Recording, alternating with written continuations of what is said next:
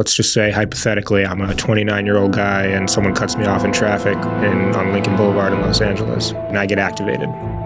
What should I do with my breath? You should shut your mouth.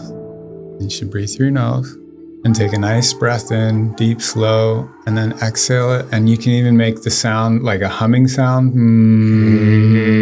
You can make all those sounds under your breath, like motherfucker. Exhale through my nose. Yeah, exhale through your nose, but in your kind of process where we got to it. Breathe in all the way, and then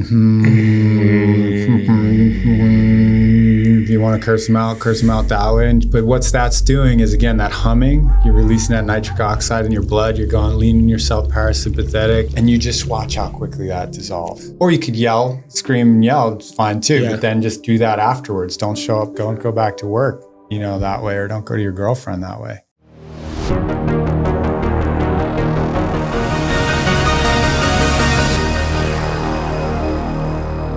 Hey, Chris. Hey. How are you? How you doing, Jake? Good. Good. So when we talked about a week or two ago, you told me to talk to you about your bachelor party.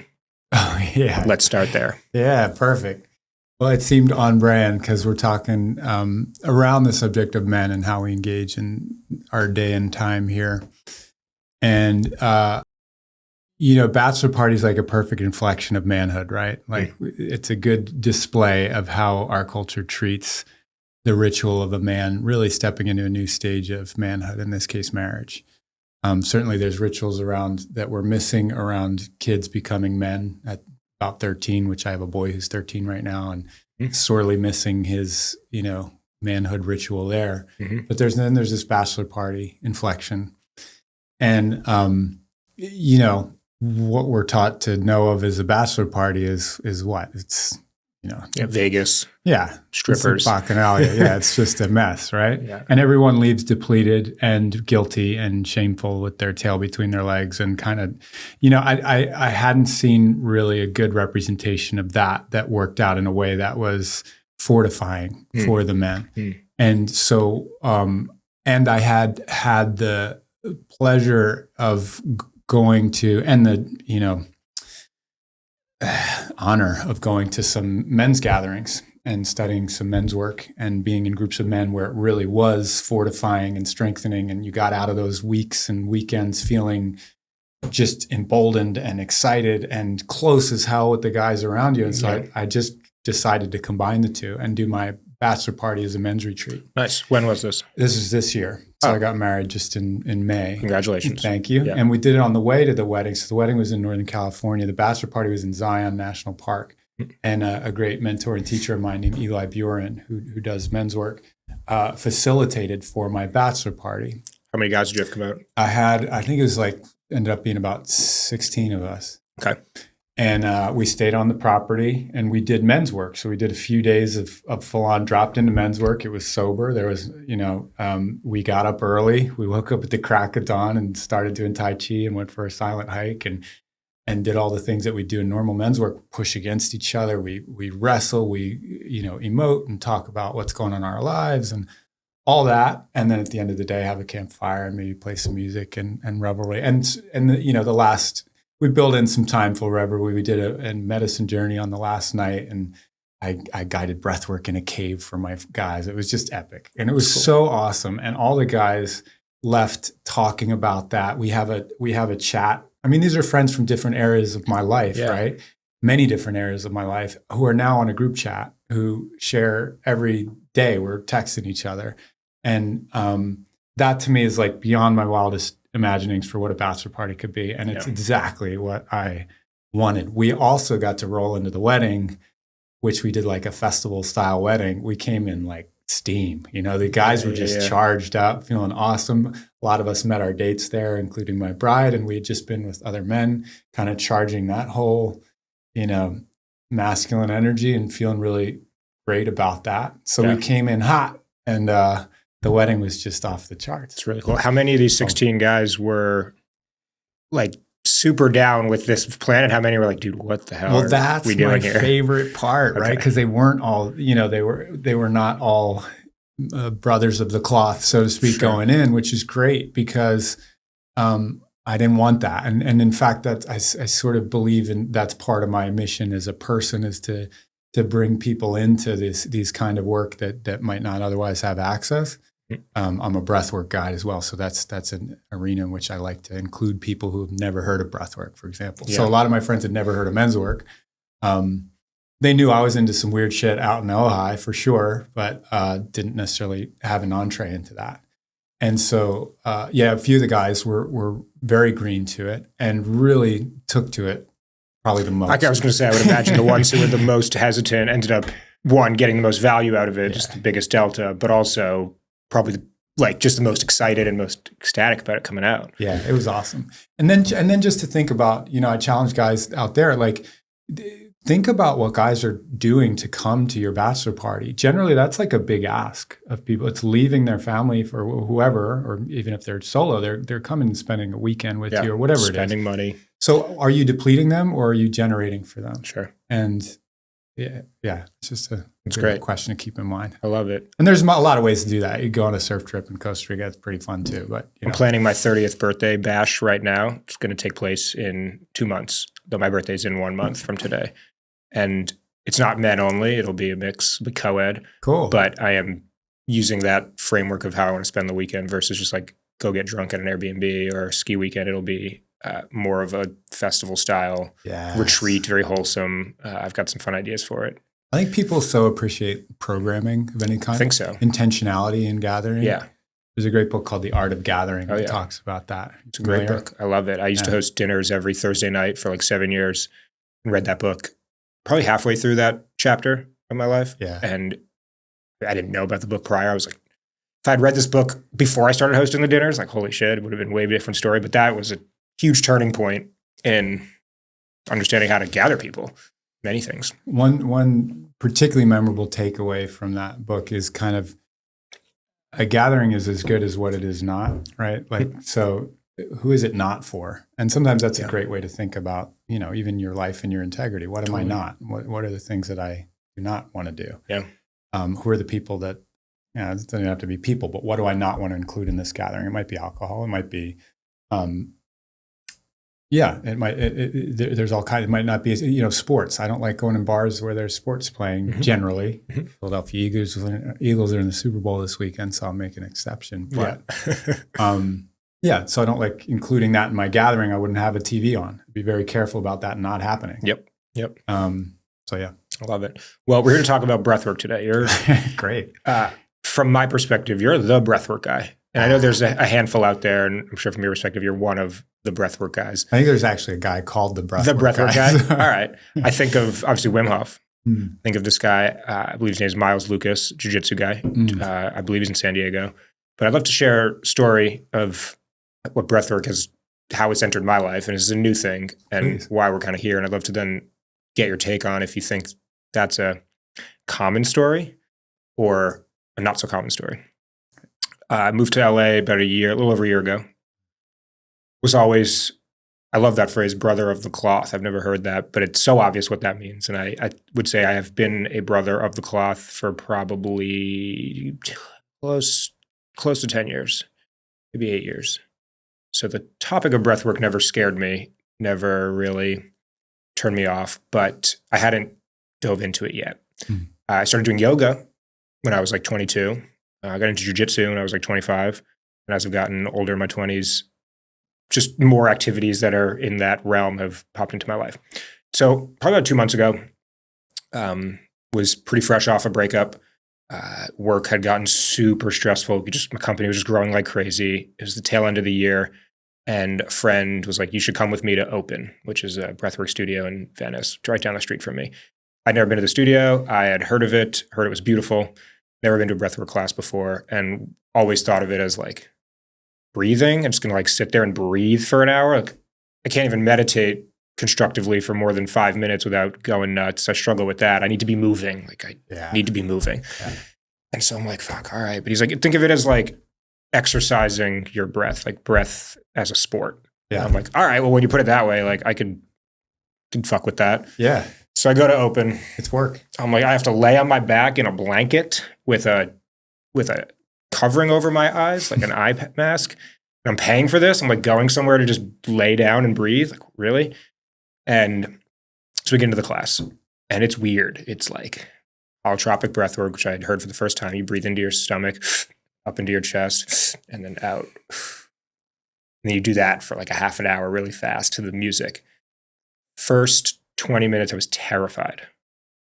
And I got this feeling like the scenes in Lord of the Rings, very visual, where whoever the characters are at that scene, they're like standing on some cliff and there's fire in the background in all directions and like rocks of cannonballs like flying at them. And it's terrifying. It's hell. And I kept like feeling like that was what was going on in my head during this breathing. Like it was this really intense, almost like a bad trip. And then the screaming portion kicks in, which is like a half hour into the class, like halfway through. And all these people are just really screaming around me. And I'm like, fuck it. I scream so loud.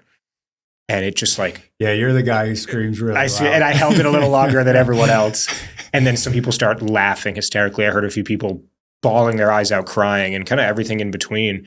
And all of a sudden that really intense, horrific, like scary scene just completely went away. And it was very calm, very peaceful. I left that night feeling more grounded and had more clarity than I've ever felt in my entire life. And the clarity was so simple. It was, I just knew exactly what I needed to go do tonight and like tomorrow morning. It wasn't clarity on something huge and profound and whatever, but it was just, I just know what I need to go do right now. Like it was a very present next step thing.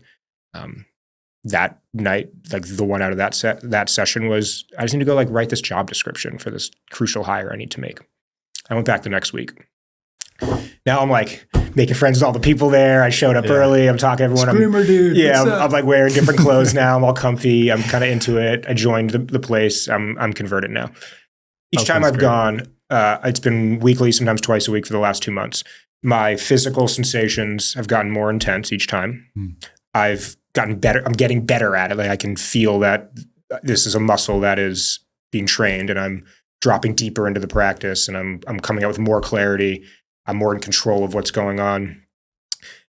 And it's like probably the most profound change in my life as of the last couple of months, because I get so scattered and so stressed with work and life and my fitness routine and all this stuff.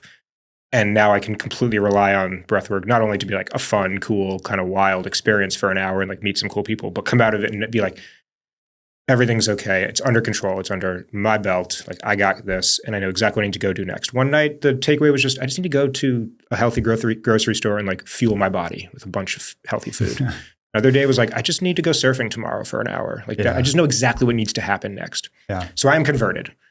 And now I'm like, all right, got this podcast. We help young, ambitious men like become better men with their mental health, understand their masculinity more, and so much more than that. We got to talk about breathwork, because part of me is like, everyone needs to be doing this. And if it's not everyone needs to be doing this, it's more like 1% more people need to do it better, need to do it deeper. So I'll pause there. Thanks for letting me completely hijack the mic for the first X number of minutes on my own show. A testimonial. Keep going. Okay. And it's funny because I've been sharing this with friends outside of Los Angeles. There's nowhere to go. A friend in Chicago, she's like, I searched on Google. It's nascent, man. It's like, I mean, that's the thing. I've been swimming in this water for only 8 years, so it hasn't been that long for me either. But you know, in breathwork, that's a long time, because really nobody had heard about it back then, and even you know, besides billions of Indian people, and you know, this stuff's been around for a long time. Yeah, what is the working with your breath is pranayama, and that goes back beyond history. Could you give a quick like historical take on like what is breathwork and where did it really start? So I think it goes back to the inception of, you know, human beings. We're baked in. We have these systems baked in to deal with stress. And, you know, our body's good at that. Our body's really good at shaking off stress after we, you know, encounter something we're very good at activating when we need to. And when we do that, blood gets drained from places like the fingertips and places where into the heart and the core muscles, just in case you happen to need to run really fast or you get wounded. You have to make sure you're taking care of the most primary systems in your body. So as such, you get all these, fight or flight symptoms, right? Or you get the rest and digest, which is the opposite of that, the feed and breed, where you can calm and chill and everything's cool. And you look around and there's no lions on the horizon. Mm-hmm. And all those systems kick in. And now you have blood in your digestive tract and you can digest food well, and you can have sex because you're free to do that. And so that, and we were given this autonomic switch, this functionality to influence that directly. And it is our breath. Our breath is the lever. The breath is the king of the mind, says Iyengar. And so we can actually control all of that, response to some degree by breathing in certain ways. And so we've done that forever. And the funny thing is the ways in which we approach breath work look a lot of different ways. They look like dancing. Like when you dance around the fire, you're going to breathe a certain way as part of that. When you sing in community, you're doing breath work. I mean, singing is breath work. You are breathing out as you sing. You're processing. You're also, activating nitric oxide in your nasal cavity by vibrating your nasal cavity, which releases nitric oxide, which is a vasodilator, which gets more oxygen into your body and makes you more parasympathetic, more rest and digest. So even active singing calms you down. And by a great factor, it's very real. And so it's been around forever, and breath has traced human lineage forever as the spirit of life. I mean, every word, there's all these words that mean both spirit itself, respirare, to breathe, and also the spirit, the animating force of life. So it's like totally undetachable from the human experience, breath work. The only thing that makes it work is being conscious of it, is like actively just knowing that you can do it.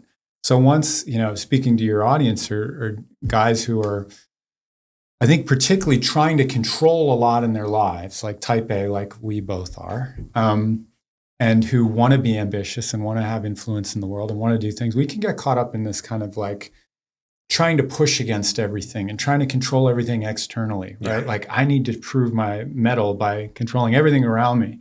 And almost like the last thing that gets tended to is the levers that you have to control your damn self, which is where you should be starting.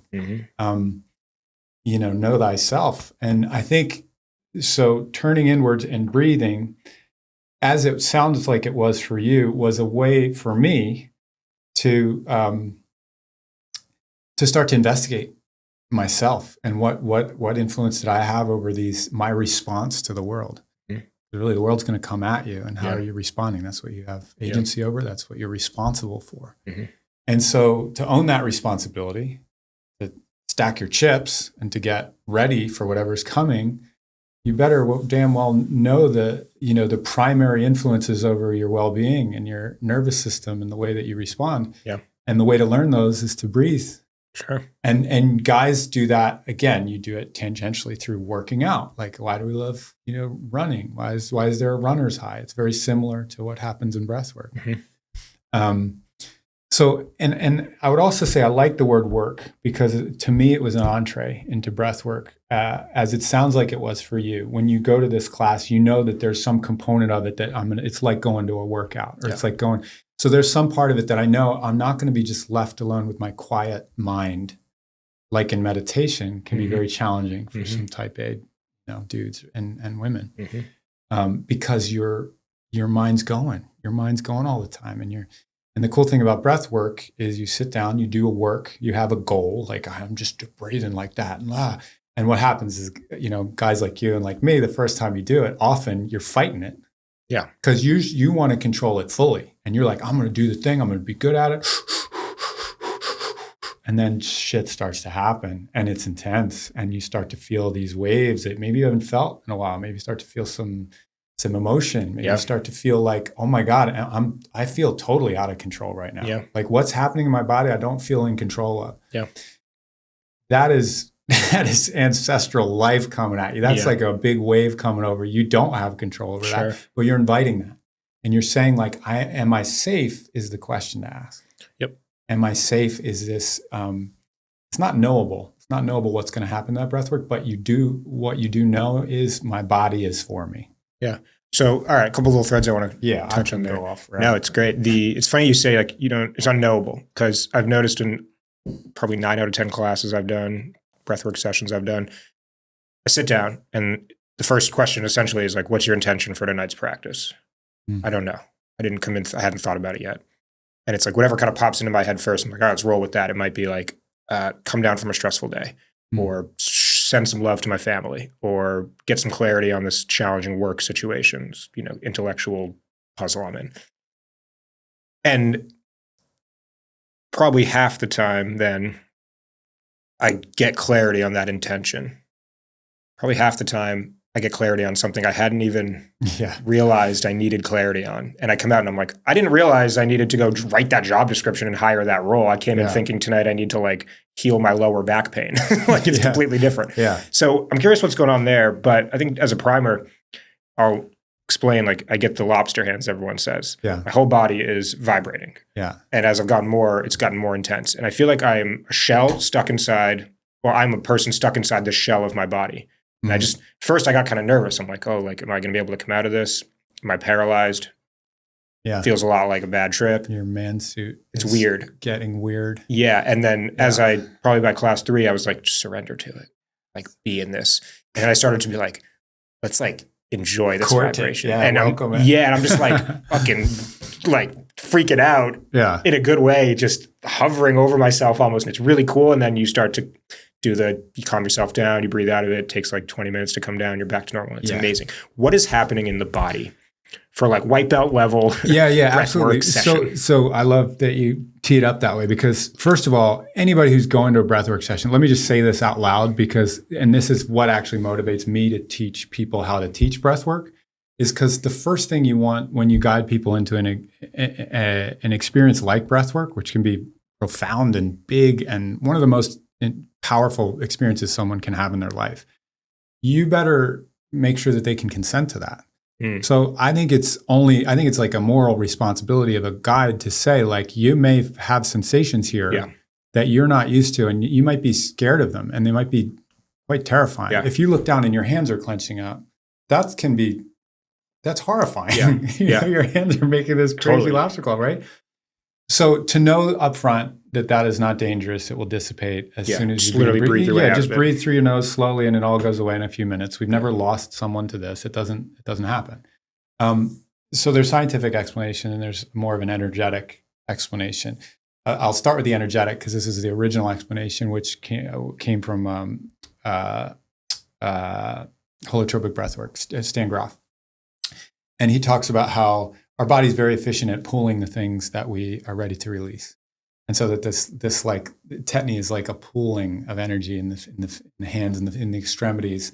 That is, we're like teeing it up to let go of it. And typically what I find happens is you will clench up. You will find all this, and these are the energetic meridians that end at the hands and the fingers. And so you're actually just like running energy out to the end. And if you're resisting, if you're kind of like not ready to let that go, or if there's some fear around it and this clenching starts happening and the body starts pulling it. And is this energy that we're referring to getting caught in the fingers, or is it being released out the extremities? Well, one could say it's circling. Yeah. Or one could say it's pooling, or again, teeing up for release. It's not releasing. So so we're still there. Got it. And then as you kind of melt, you can kind of release it, and it will be ready to release. It's like in your hands, ready to let go. That's kind of the way I think of it. Yeah. And some part of that feels true to me, because I find that I see that the people that tend to get that the most, like after a while you won't get it as much. I have a hard time getting tetany in my body. I really have to go hard to get that, and even then, it does feel like there is some component of it that is spiritual. Yeah, clenching. And then it's really powerful to like almost be able to summon the emotion that you're holding in your body. Who the hell knows where it's from, where it's being held, how long it's been there. And to almost literally hold it in your hands and then fucking scream and like let it go, and then it's gone. Yeah. The emotion is just gone. It's amazing. And I've been working very hard lately on getting out of my head and just dropping into my body. And it's so hard for me. I don't think I'm unique in that for a lot of men or people, but like, and we're dense. Like, look at you, you're dense, man. You got like, it's good, but it's also like, there's a lot of protection there in the body. So to release fully and to lay, supine and allow yourself to be. So that's kind of the energetic explanation. I'm like a science mind. I'm rather skeptical for someone in the healing arts. I've noticed. And so I like to hear the science and dig in. When we are exhaling a lot of CO2 is an acid, our body goes very alkaline, and our body wants to balance our pH. Body's very good at balancing your pH, keeping it within a very narrow window all the time. And when it goes outside that, it works hard to get it back because pH is very important to sustaining life. So as you blow off the CO2 gas, this acid, you become more alkaline. You want to get it back to normal. You will, your body will take calcium ions and put them basically into hiding in your blood, and that shows up like a mineral deficiency or like tetany, or that's why it's called like tetanus. Will also exhibit that, but tetany is that. That's the best scientific explanation I've heard of it. They're kind of hard to come by, to be honest, because breathwork wasn't all that studied until pretty recently. So it is your body regulating your pH, and that's why once your pH gets equalized, you're good, and it'll stop doing that. A lot of other symptoms show up too. Can I ask a wild question? Yeah. I learned recently that cancer cells do not survive well in alkaline environments. Well, this is Wim Hof. I mean, Wim Hof has kind of been the bannerman for that idea, and it's been, the research that has come off of his back is pretty incredible. So are we getting into maybe a conversation where breathwork can help cure cancer? Not on my watch. I don't want to be responsible for that. But man, I will say, like, it's exciting to think that's certainly a component for sure. I mean, if food and all the things that we do kind of misguidedly can cause cancer, there's no doubt that doing those things in a better way can help prevent it. So, and yes, alkaline environments, things have a hard time, disease, pathogens have a hard time. So I'm curious, what's your personal story of how you got into breathwork? But I'm also curious, what are some of the favorite stories of folks that you've taught and worked with over the years, of the skeptics, like the biggest converters who've now gotten to this, and what's happened in their life since? Let's get some inspiring stories. If I had a dime for every like crying bro on my shoulder, like it's often, I love the skeptics. I love the ones who are just like come in kind of thinking that it's not for them, or it's not going to affect them. Or often either they're the ones that resist the most and have the hardest time, or they end up, crying on my shoulder, or both. And so that's just a dime a dozen, those stories. I mean, really, it's a profound experience of self. And that's what got me into it. Is I was, I listened to a previous episode. You're talking to my friend Adam Greenfeld, amazing guy, and he was talking about his self-talk and in his inner self-talk. Yeah, powerful shit. Powerful shit, and he spoke it so beautifully, and that was my affliction. I think that's a lot of our affliction, is this negative voice in my head that was driving the bus, right? What was the voice saying, sounding like? You're not enough. You're not good enough. You're not, you're all over the place. You don't know what, your purpose is not strong enough, all these things. Meanwhile, I'm like doing, what the outside world would call cool stuff, but that's irrelevant. I mean, we know some of the people that are most highest achievers are the ones that are the hardest on themselves. And I went into a breathwork class because it was work, because I saw that word work, and I was like, I can do work. I don't want to be gentle. There's no way I was paying $30 to go to a meditation class.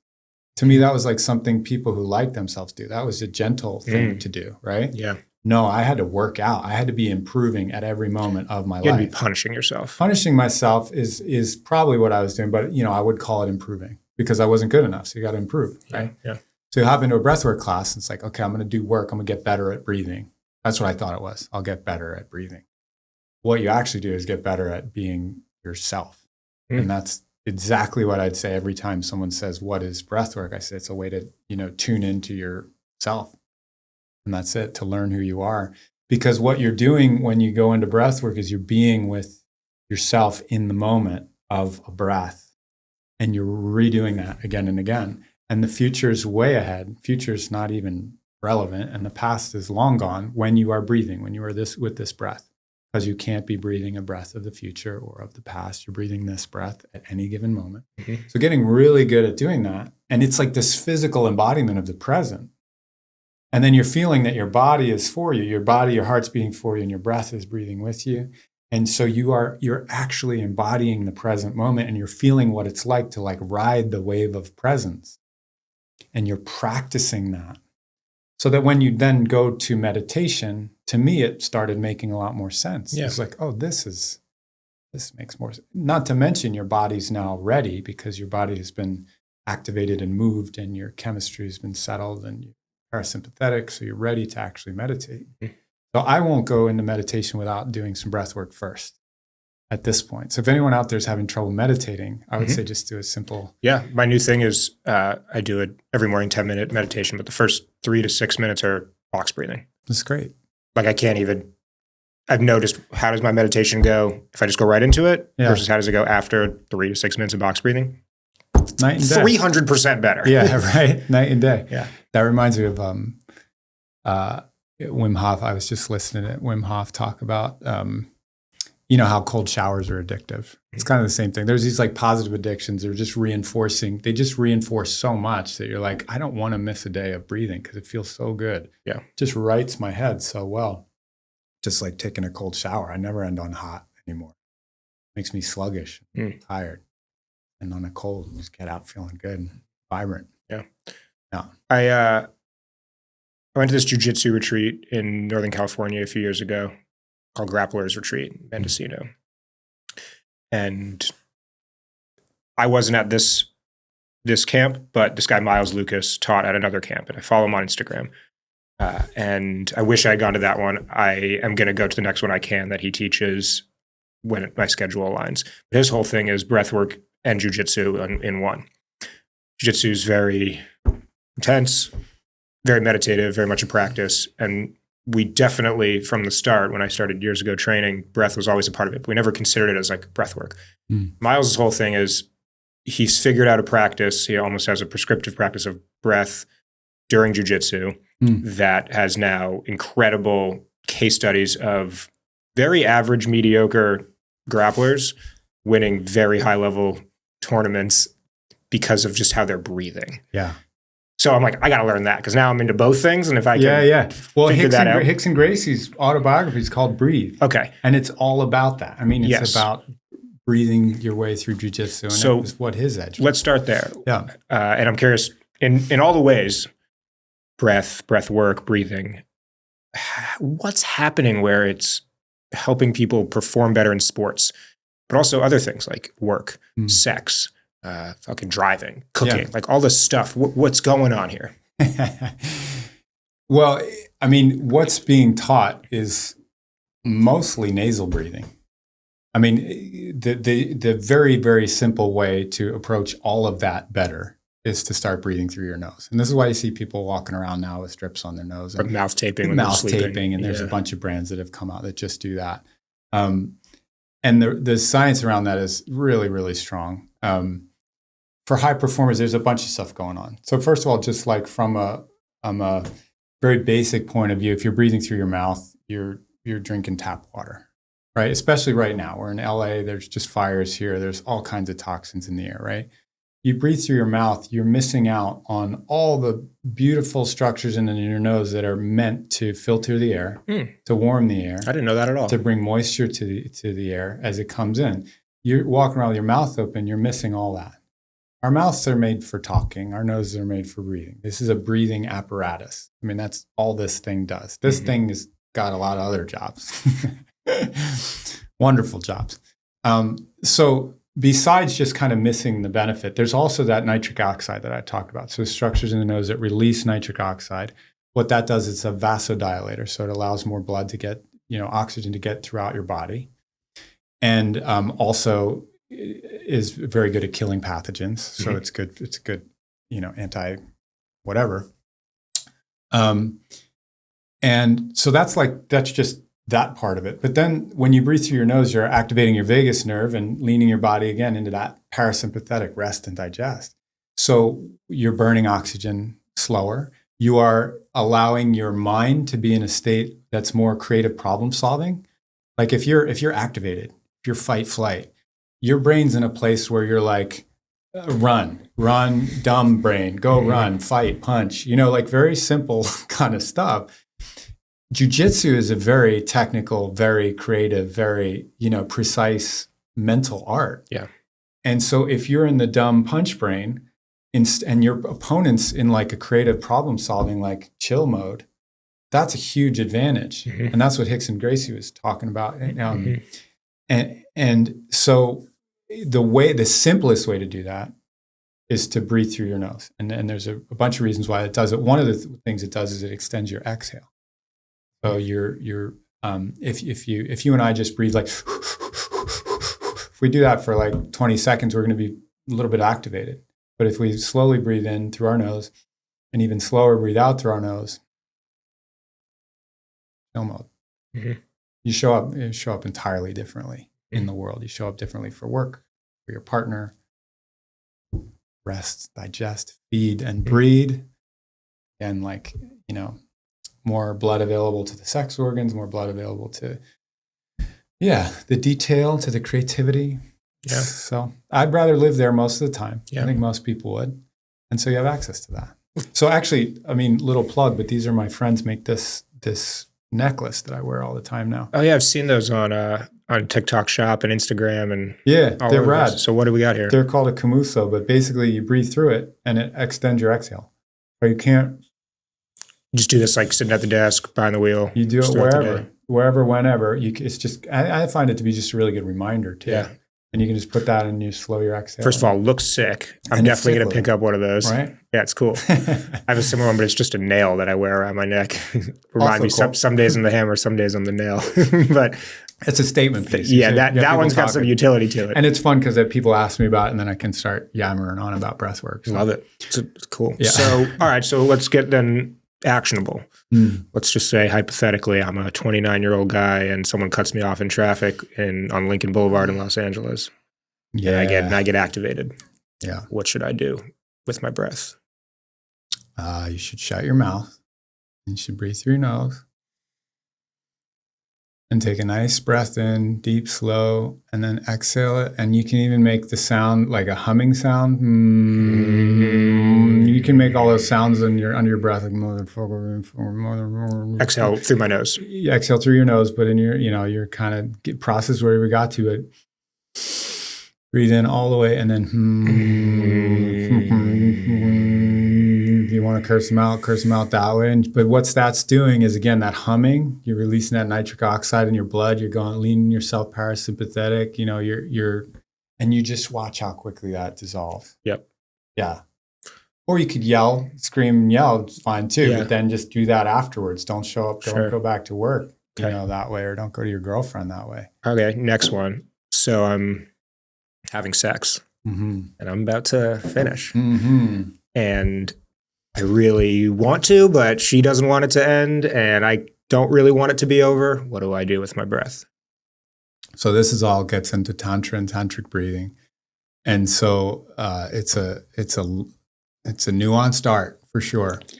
And one, again, pulling the energy away from the hectic mouth breathing, from the activation into the deactivation, to the slowing of the breath. So first and foremost, again, bring the breath into the nose. And then you can start running energy and kind of holding energy down in the perineum, so squeezing your butt, and just holding there. And then gently releasing and just slowly running the air up and down, gently breathing in, clenching, and then slowly releasing. And there's more to that art. And so if someone's interested in that, they could pursue a tantra teacher and learn a lot more than I can teach about that. Yeah. Okay. Next one. You get a scathing email right before you have to hop into a pretty important meeting.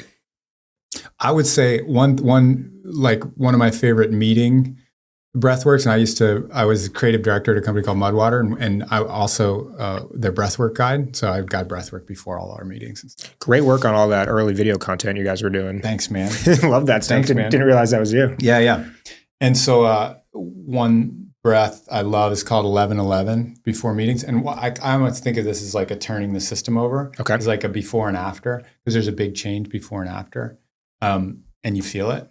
So we're just going to take 11 breaths. You guys want to do it now? Let's do it. Right. So just this one's, you can go as big as you want. You're standing up. You could potentially clunk over because we're going to hold our breath. You do this like right before you start the meeting. I did, or I would get the whole group to do it. Okay. If anybody intrepid out there, CEOs, guide your team through breathwork. Cool. I'll teach you how. It's really awesome. It's awesome to be able to breathe together as a group.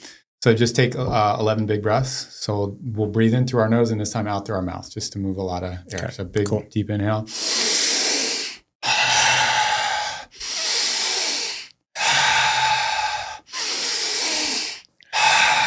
Keep going.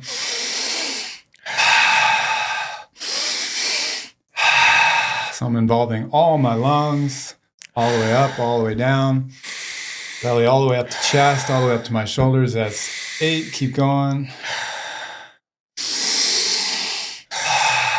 10. Last one, 11. We're going to breathe all the way in and hold.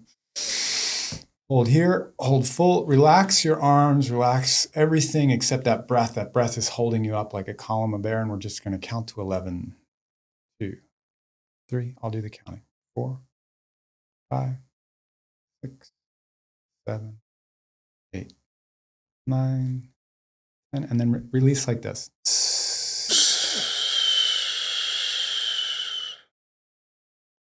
Just take a moment to notice how you feel. Notice any change. No judgment. Whatever's here is just right. And then blink your eyes open whenever you're ready. How'd it go? I feel a little bit cooler, like colder. I was pretty hot before. And you could probably already sense my volume just dropped a little bit. Feel just more relaxed. Yeah. A little bit less just like sitting upright in this chair, and a little more just sort of like flowing with this wind in this room a little bit. In your body. In my body. In your That's a good body. way to put it. Yeah. I mean, people always kind of want to know the one-to-one of breath work. Like, if you do this, this will happen. Yeah. Even I'm asking those questions. Well, and they're great questions. And I think there's just such what I'd call, the true definition of like adaptogenic. It is an adaptogenic practice. It is your body regulating your body. So it's kind of the ultimate way to sense what's needed and to provide it. Yep. So I think of breathwork more than anything else is like asking the wisdom of body, what's welcome, what's needed, what's appropriate right now. And so the act of conscious breathing, even if you do, yes, there's activating breath and there's kind of more deactivating breath. But I find that even just like messing with the two, you can go active and then you can go, and I'll do that in breathwork sessions where we'll guide people through the full range of activating breathwork and fast breathing and then slow, quiet breathing and all that. Yeah. And I think more than anything, it's just like playing with the dynamism of the system, just like, a really good dynamic workout would be, or dancing would be, I'm curious, I think a little bit about like a personal trainer. Someone new walks into their gym and people come from all ends of the spectrum in terms of skill level, goals, body type, gender, age, etc. And then it's the trainer's job to diagnose a little bit, ask a bunch of questions, maybe do some tests and be like, this is your plan for what you're looking to achieve, who you are, all that stuff. Do you do something similar with working with new people? Are you diagnosing and putting together a bit of a custom play? I think there's people who are particularly good at that. I've found that my interest and my love is groups. I love working with groups of people. Why is that? I think because there is a social dynamic that I love about breathwork, because it is ceremonial and because you're bringing people into this ceremony of breath and breathing together. And because they are, what you're allowing people to do is to drop into self when there is a community around to provide that, like that yes to that, that's what everybody else is doing. You can almost leverage the community aspect of it to get people to drop even further into their own place. For some people, that's not going to work. And some people want one-on-one coaching and training. I've done some of that. I would say I much prefer the group. Yeah. I tried it once alone on the floor in my living room, and I was just like, fuck this. But with the group, totally. there's something, and even at this class I go to at Open, they keep saying like we're all one unit here together doing this, and you hear each other, we play off each other. Is there a science to like there's more CO2 in the room too because of all the people contributing? That's a great point. I never thought about that, but yeah, I mean, I'm sure there's a lot more air moving, a lot more CO2 coming out. Yeah. Do you think much at all about like, okay, people in the room, we've got these ages, these genders, these experience levels. Where do you go from there? Or is it pretty just standard? Yeah, it's funny. I think I've made the mistake enough times of projecting what I think is going to pop out the other side that at this point I found the best way to approach that is to follow my intuition, because it's often the people. Here's the other thing about it. When you see someone in process in breathwork, in the breathwork that I coach, which is very activating, people get that lobster claw and they get all kinds of sensations. Some people are like, I've had people have orgasms in the class. I've had, all kinds of physical expressions. I've had people like bolt upright, kind of almost, little like exorcists. Yeah, all kinds of stuff. And you just never know who's going through what, even if you look at it. Like sometimes the people that are breathing real big and going for it, like have these kind of very, like, I dreamt, I pictured my accountant and what I need to do, right? And then you get somebody who's breathing like very quietly and they're like, oh my God, I saw the face of God. And so I think I've gotten used to coming into it, just like putting together my playlist and kind of dreaming on what's being offered to me this week from, life, and what I can distill of that to be helpful as I may, but just kind of offering it with an open hand. How deep have you gone? Have you seen the face of God? Have you had a shoot up orgasm in the middle of class? Well, like what's gone on for someone who's like pro at this? Yeah. Like, where are we getting here? Yeah, well, yes, I've definitely seen what I would call God. And I mean, I call my company's called GoldenAir, and the sequence that I do is I call it GoldenAir. It's not a method. It's not but it is just like the offering that I give. I call it GoldenAir because the first time that I sat with this particular cadence that I like to breathe and the patterns and stuff, it dropped me into a place where what I would call a third eye space opened, like blasted open, and it was like golden light coming in, just blasting into my body. How vivid are we talking? talking? It was utterly ecstatic. And it was like, and I've had similar and ayahuasca experiences, and this was every bit as profound as that. Literally just from breathing. Just from breathing. That's wild. Yeah. How far and how many years in were you when that took place? It was my first time. Your first time? Yeah. Fuck. What? Like, damn. It was my first time pairing this 3-part breath with breath holds in a sequence that I kind of I just made up. But it's, again, I don't want to claim any of this is new. It's just the sequence that I did was I felt a specific way of doing about a half hour of this 3-part breath and then going straight into breath holds. There was something there that just kind of blew my mind. I have a random question that I'm still been playing with a little bit. So since I started breathwork, I noticed in maybe class 2 or 3, you hold a lot at the top when you inhale a bunch, and then you also hold a lot at the bottom when you exhale. I found I had a much harder time holding at the top, which I had heard is not normal. Most people have a harder time holding for a while at the bottom when they have completely empty of oxygen. And I was thinking about it. I'm like, do this big gulp of air. I'm holding it. And after like maybe 8 to 12 seconds, I'm like, I have to release it. Because it's CO2. Okay. So you haven't, the reason why, and in Wim Hof method, for example, you'll breathe, Wim Hof is like 30, 40 breaths, in and out, pretty rapid cadence. And what you're doing is you're blowing off a lot of CO2. You're getting rid of a lot of CO2 and you're oxygenating, but your oxygen's already at 98%. You're oxygenated. Like you can't go above that. I mean, your body's full of oxygen. Yeah. So people always say you're not getting more and more oxygen. You got all the oxygen you need. And then you're blowing off the CO2. So your CO2 is going way low. And then if you take a breath in, basically you're holding in the CO2 and it's going to build up. But if you then exhale all the way, you're blowing off more CO2 at the end of that experience. And then you're holding empty. You're holding with low CO2. And I found I feel like I can hold empty for a while. Well, the reason why is because CO2 is your trigger.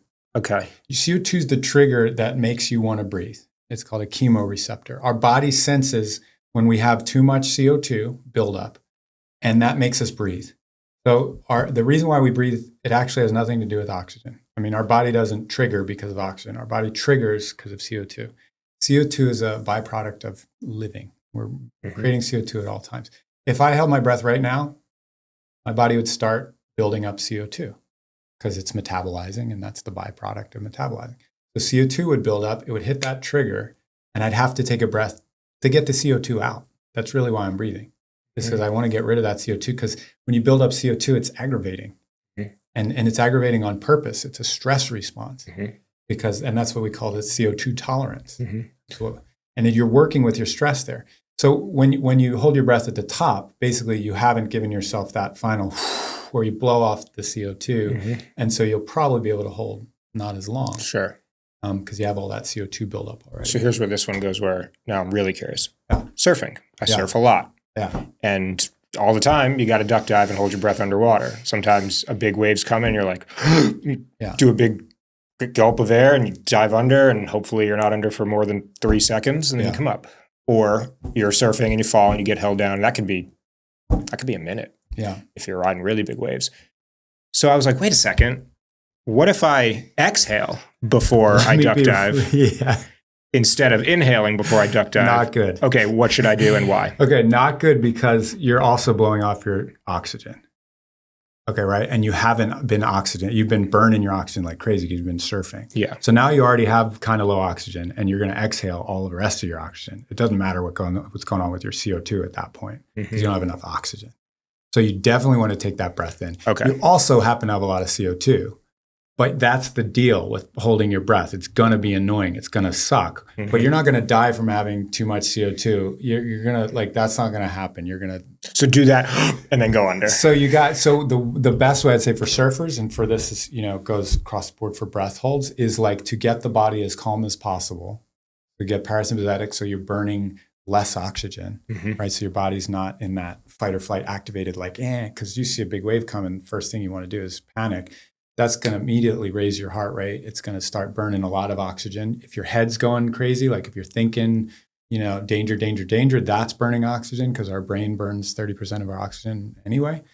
So calm your mind, calm your body, then take a breath in, then go underwater. And that's your best shot. So, okay, we talked jiu-jitsu, we talked surfing, briefly touched on running. I mean, run the gamut. What are other activities, sports, physical things, but also just daily things people do, driving, working, and sex, cooking, etc. And how should we start thinking about the daily practice of breath? Well, running's a good one. I mean, running, there's that thing called runner's high. Yeah. Which transient hypofrontality. Some people think it's the way that your brain, what happens to your brain during running is similar to what happens to your brain during breath work, where you kind of leave the monkey mind chatter behind and you go into a bit more of a flow state. It's a repetitive motion. It's something that's challenging, but also you're meeting it with, your capabilities. So it really drops you into a flow state, just like running, where then you can start thinking about, as you said, you come out of this breath work and you have all these ideas and stuff like that. So running's great for that. Many runners know that. That's why we get addicted to running. Sure. Very similar. So it doesn't have anything to do with endorphin release, though? Yeah. I mean, there's all kinds of chemistry happening in your body. And a lot of that same stuff happens when you go into a breathwork session and start breathing big. So for runners, I say there's a pretty one-to-one experience for a lot of people who are, ultra runners and stuff. They really love breathwork, and it adds up. And also they're doing it at all times. They're doing breathwork. They're aware of their breath most of the time. Starting to learn to run with just nasal breathing and hike and do hard shit is an amazing life challenge. Okay. And I would say that this is a very useful skill, is to learn to play with your CO2 tolerance. A lot of my content, stuff I'm putting out on Instagram now and stuff, is all about this, because it is your stress response. It's not like your stress response. It is your stress response. When you build up CO2 in your body and it's before that trigger to breathe happens, that trigger activates your amygdala and your stress response. So you are actually playing with the most challenging stress. I mean, it's the panic. It's like, I need to breathe. There's not a lot of bigger activation of your stress response than that, when you hold your breath and you start to panic. So when you can start playing with that and living there like a little more comfortably, and this is a matter of degrees, I can hold my breath for one more second in the panic mode before I release it. And you can start to play with that. You're playing with your stress response to life, to all of life. So like what happens when you show up in a board meeting and somebody's giving you an evil look? It's the same thing. It's a stress response. So you can actually start to shape your physiology around that. And it's super powerful. So I love messing with myself and hiking. I'll do big hikes and just breathe through my nose and see how many steps I can go without breathing and, all kinds of stuff. That's cool. And yeah, cooking. I mean, breathe through your nose.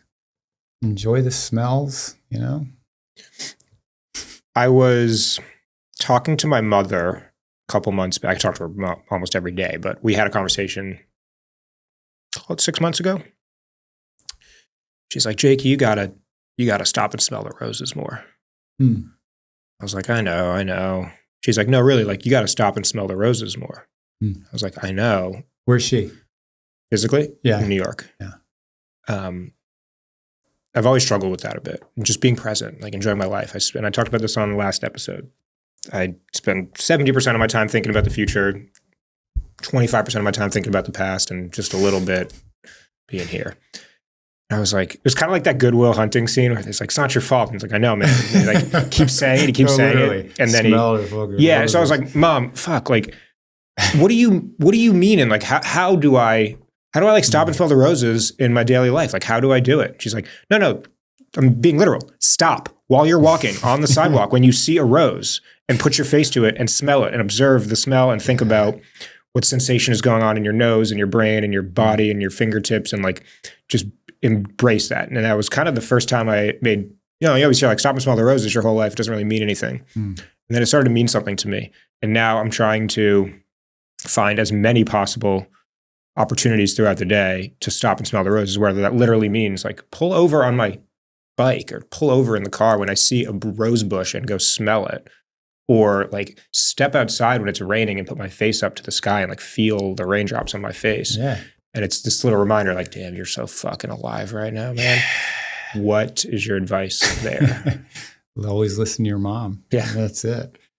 Also, I asked where she is because my mom's also in Philadelphia on the East Coast. And there's something quite literal about getting to live in LA where stuff grows year round. And like really the physical beauty we have access to, and the smells and jasmine on the walk streets of Venice. And I mean, it's real. There's a real sensation there. And we live in a very disembodied generation in a way. I mean, we're in screens and heard it a million times, but it's true. We're not connected in our bodies to physical. We don't do tactile work. The feeling of processing leather with your hands, or being a blacksmith, or like physical work. I mean, it's wild to me that quote now, touch grass. Like, go touch grass. I'm like, really?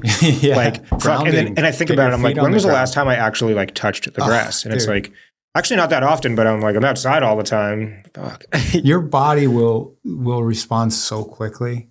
Quick story. I lived in Kauai for most of COVID 2020. And I was barefoot for 9 months. It was the first time in my life where I got to go barefoot, since I was a kid for an extended period of time, and just go barefoot everywhere. A lot of people do. And it was amazing to watch my foot start to spread out. My toes started to spread out so that my toes are farther apart.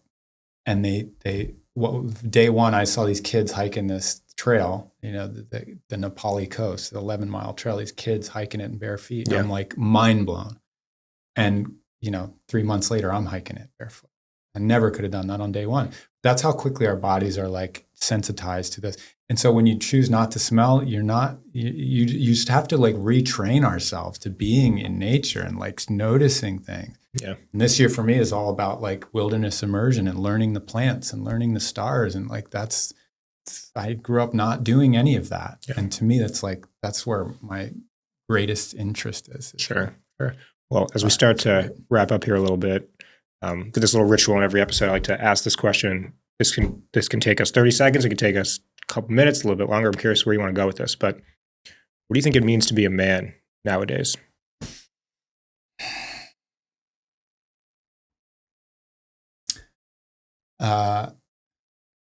Say this till I get blue in the face, but I think there's something to the phrase learn who you are and become it.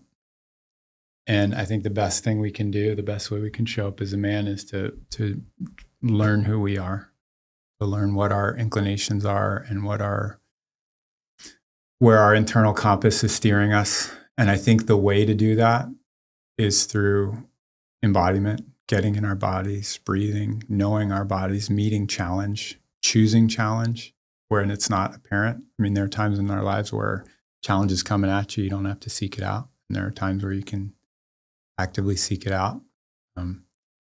But I think that learning who you are is a big piece, and self-investigation and journaling, and not to the point where you tune everybody out. You know, that's not the goal. The goal is not to be a monk on a hill somewhere. So I think that learning who you are and then becoming it is really where the rubber meets the road. Is like once you do get those inclinations, those learnings, you know, whatever your breath work is teaching you, call your accountant, whatever, to do that, to put into practice and see what you get back. Because that's the learning again. So it's like this process of learning who you are and becoming it. And you can learn who you are by listening to the world and what they're giving back to you. You can learn who you are by listening within and what body gives back to you. And then you become it blatantly and boldly, and you do your best to just do scary shit, do something you're scared of every day, in the act of becoming, and see what you get back. Start over. So that feels like it. And then one other quality I want to see more men do, because it's the path that I have walked and I can advocate for it, is to find a woman with kids and marry her ass. For men of a certain age, there are so many women out there, single mothers, looking for men, and they're almost disqualified because they have kids. And there's so many men of a certain age that are so listless and don't know where they're at, or they're asked from their hand, and purposeless because they don't have kids. They don't have anywhere to put that. And that's a nice match. And so I would just encourage guys who are like at a place where that, you know, just maybe a little light bulb, if one light bulb goes off, that's like, oh, that gal I kind of disqualified because she has kids. Like, consider that you might be very helpful in that. I mean, it's a very specific situation, but it's one that I've learned the most from, and I can say has been the greatest decision of my life. I love that. I'd like to add a question on the first one a little bit. Which is, learn who you are and become it. Would you be willing to share over the years what you've learned about who you are and then how you've put that into practice and embodied it? Yeah. There's a life motto that showed up for me at one point. I like thinking about epitaphs, like what's your epitaph and stuff like that. Do you know yours? No. I don't. I know I've heard the word epitaph, but I actually can't define it. So it's like what would show up on your headstone, your gravestone when you die. Like, what's the motto of your life if you get to choose it? For years, and I haven't thought about this in a couple of years, but I know all my 20s I would always make, my little motto was do dope shit. Yeah. So great. Do dope shit. That's awesome. Yeah. And it might change and, you know, evolve.